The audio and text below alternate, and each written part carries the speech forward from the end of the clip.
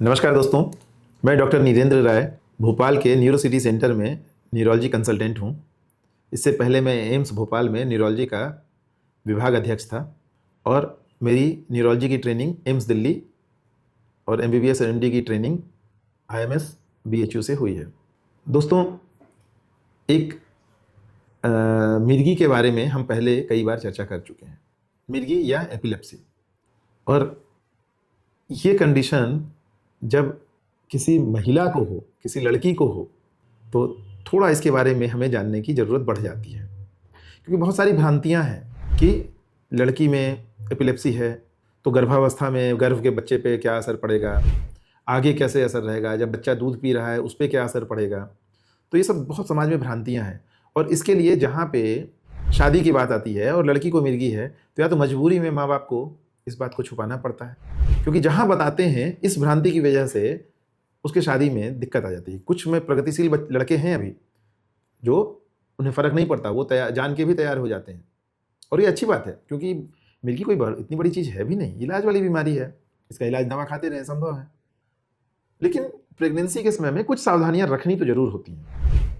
सबसे पहले हम ये समझें कि होता क्या है। मिर्गी की हमने दवाई खाई, वो दवा ब्लड से हमारे ब्रेन में जाती है और मिर्गी को रोकती है, लेकिन उसी ब्लड से भ्रूण में जो बच्चा गर्भ में पल रहा है उसमें भी जाती है, तो उसमें भी कुछ असर तो आने का डर होता ही है।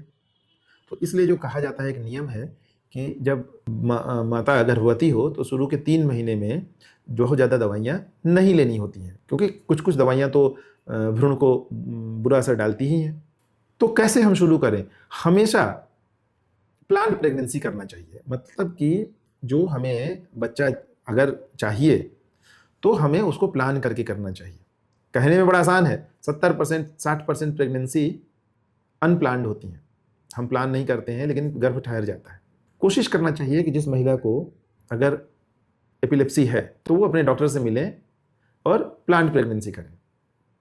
अच्छा, जब शुरू में जब हम दवा का निर्धारण करते हैं तो कुछ दवाएं पता है हमें कि ये उतनी सुरक्षित नहीं है, लेकिन कुछ दवाएं बहुत सुरक्षित हैं। तो हम शुरू में ही जब विवाह की उम्र के आसपास की लड़कियां होती हैं उस समय हम वो दवाइयां शुरू करते हैं मिर्गी की, एपिलेप्सी की, जो कि गर्भ के लिए सुरक्षित हो। तो वो डर जो था कि गर्भ में बच्चे को गड़बड़ हो सकता है, वो ऐसे ही खत्म हो जाता है, कम हो जाता है।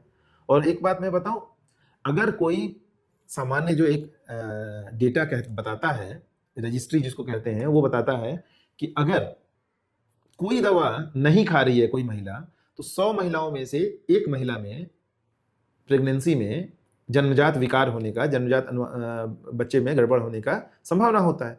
और जो सुरक्षित दवाइयां हैं वो खा रहे हैं तो 2 बच्चों में गड़बड़ होने का डर होता है।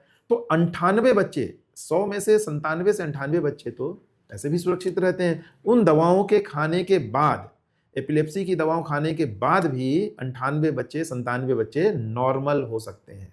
तो ये तो बहुत बड़ा संख्या है भाई, गड़बड़ होने की तो संख्या 2 या 3 ही है, तो क्यों डरना। तो अगर अनप्लान्ड दवा खा रहे हैं तो पहले तो प्रेगनेंसी से पहले या शादी से पहले ही अपने डॉक्टर से मिलके दवा, जो सुरक्षित दवा है, उस पर शिफ्ट हो जाए। अगर प्लान्ड कर रहे हैं तो कुछ विटामिन हम पहले से दे देते हैं ताकि बच्चों में जन्मजात विकार होने की संभावना और कम हो जाए। और अगर इमरजेंसी हो भी गया तो डरने की बात नहीं है। इमरजेंसी प्रेगनेंसी हो भी गई तो डरने की बात नहीं है, क्योंकि फिर भी ज़्यादा संभावना है, बहुत ज़्यादा संभावना है कि बच्चा सुरक्षित होगा। तो दवा फिर भी जारी रखें, अपने डॉक्टर से जल्दी मिल लें और दवाई जारी रखें।